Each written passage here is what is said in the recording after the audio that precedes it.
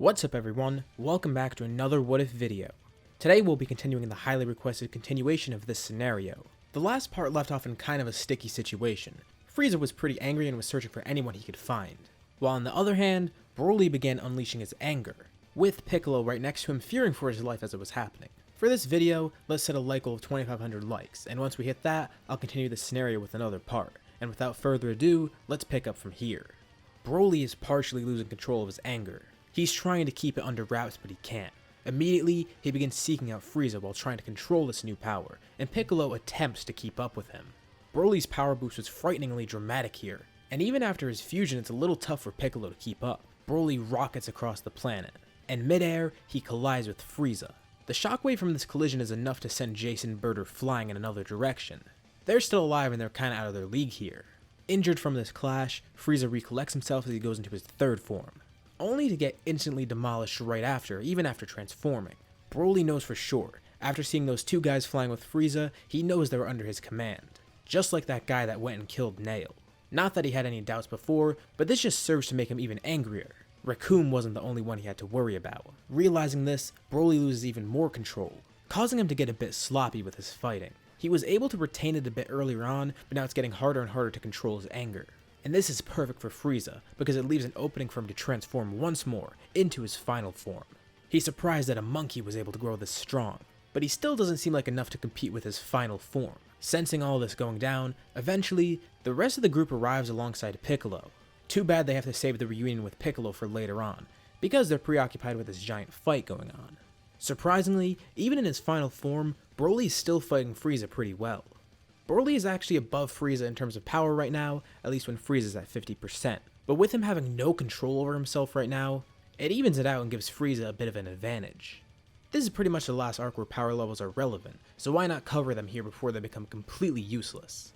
It'll also be a good way to gauge Broly's strength. Let's cover everyone in their base forms, starting with Broly, who we're going to place around 8 million in base.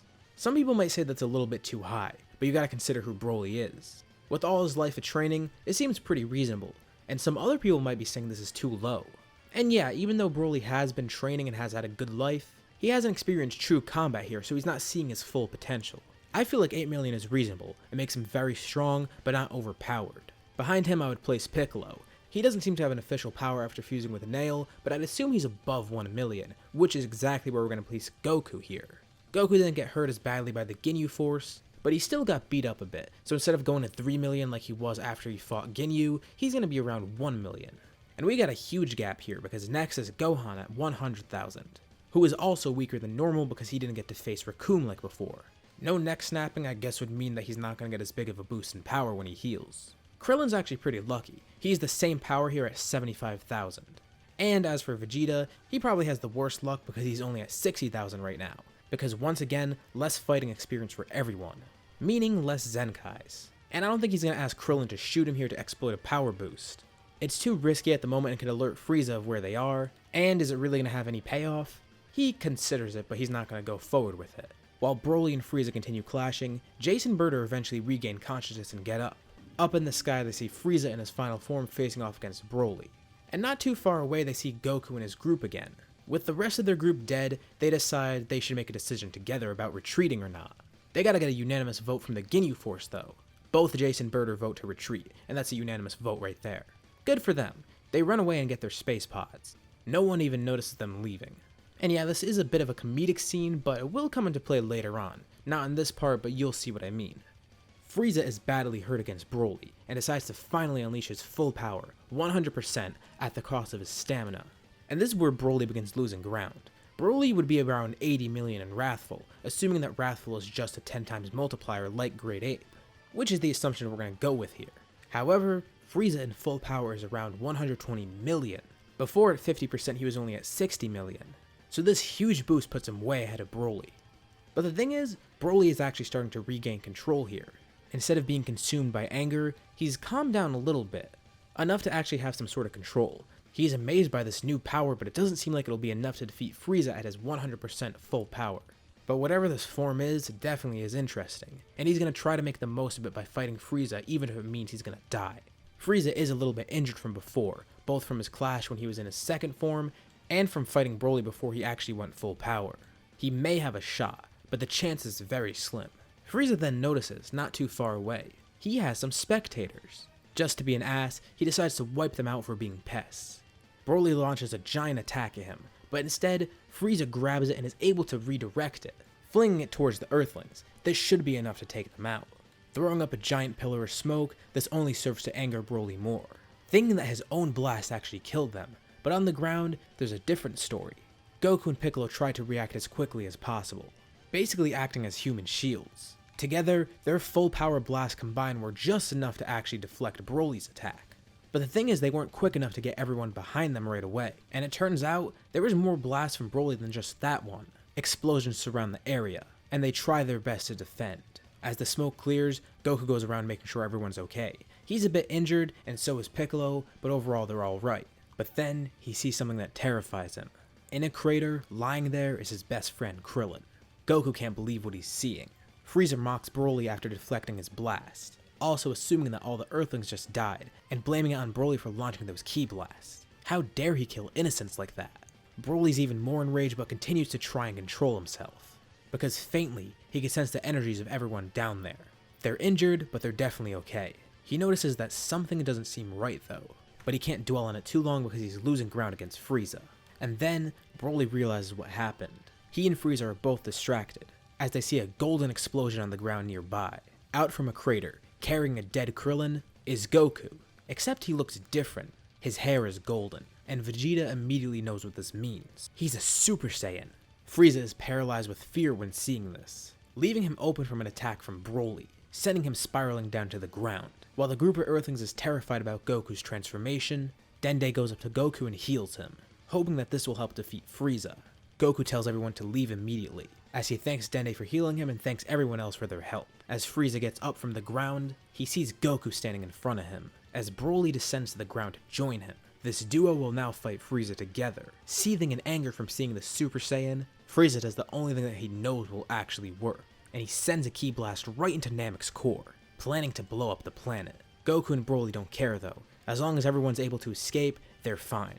They'll still defeat Frieza right here, right now. Thankfully for them, Kami has made a wish on Earth to revive all the Namekians. And while Goku and Broly fight Frieza, Krillin, Gohan, Vegeta, and Dende are all able to find Porunga, and they ask for one last wish. Wish everyone off of Namek, with the exception of Goku, Broly, and Frieza. They wish Goku and Broly luck. Even Vegeta does. The Saiyan race will finally be avenged, and he's more than happy, especially to see the Super Saiyan here. Together, Goku and Broly are both able to overpower Frieza, and Goku being there actually helps out a lot, especially since he just got healed by Dende, which gave him another power boost. Regardless though, even without that boost, collectively they're still stronger than Frieza, and Frieza's pretty injured here. And that concoction means that together, they're able to win. And while Goku does consider sparing Frieza, Broly can't forgive him that easy. As vengeance for the destruction of his planet and the death of his mentor, once the two of them get Frieza down, Broly finishes him off, killing him. Will these two be able to escape now though? They rush around the planet, trying to find a ship. Goku mentioned he saw 2 pods leaving not too long ago, and then Broly remembers. Those must have been the Ginyu Force guys that escaped. And the thing is, 5 of them actually showed up, which means there should be 3 more Ginyu pods around here. Making haste, they're able to find those. And not knowing how to control them, Goku and Broly board their own ships, and were sent off to wherever the Ginyu Force was targeting. For the next few months, life continues normally on Earth, as it did in the original story. Krillin, Yamcha, Tenshinhan, and Chaozu are all wished back to life. And Namek is wished back as well. They do wish to bring Goku, as well as Broly, all the way to Earth, but it seems like they don't want to come. They can understand why Broly doesn't want to, maybe he just wants to return to Namek, but why not Goku? Well, it turns out, they're both on a planet together training. Their ships took them to Yardrat, and for the past few months, they've been training non-stop there, planning to stay there for a few more months. They were barely able to escape Namek, but they managed to get here, and this place has some pretty cool techniques. Goku is more so focused on learning Super Saiyan, trying to access it again and be able to do it at will.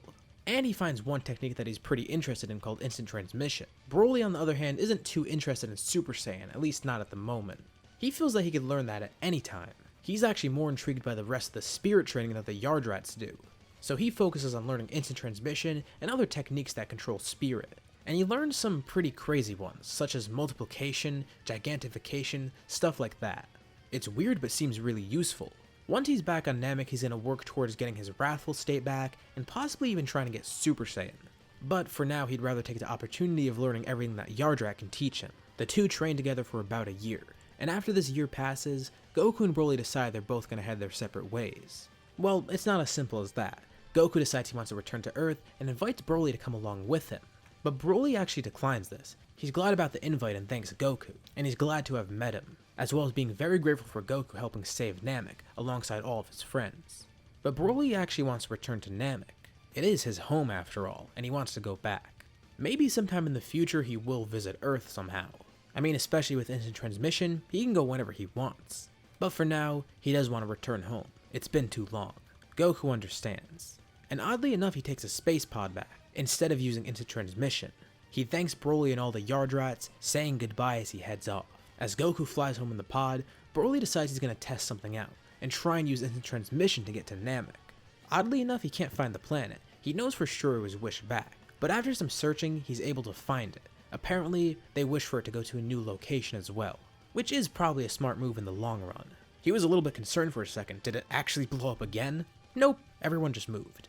After some searching, he's able to find it. He says goodbye to the Yardrats and thanks them for their training, as he disappears out of sight, going back to his home world. While everything seems peaceful, it's not really going to go that way. Broly thought he killed Frieza, but it turns out he didn't. Frieza has insane survivability, and he was able to survive, just barely. Plus, Jace and Bert are out there somewhere doing something, so we've got a little bit of setup for the later parts. And it's probably not going to be what you think, but I feel like this part's covered enough. So let's end off here for now and save that cliffhanger for next time. So what did you guys think about this part? What do you think will happen next time? How will Broly come into play later in the story? Let me know your thoughts and suggestions in the comments below, and I'll be sure to check them out to see what you guys think. As always, if you like this video, be sure to drop a like. And let's try to hit that like goal I mentioned at the beginning of the video. If you haven't already, why not subscribe, as well as hitting the bell icon to get notified about any future parts of this What If, or any other videos that I upload on my channel. Thank you all for watching, and I'll see you on my next video.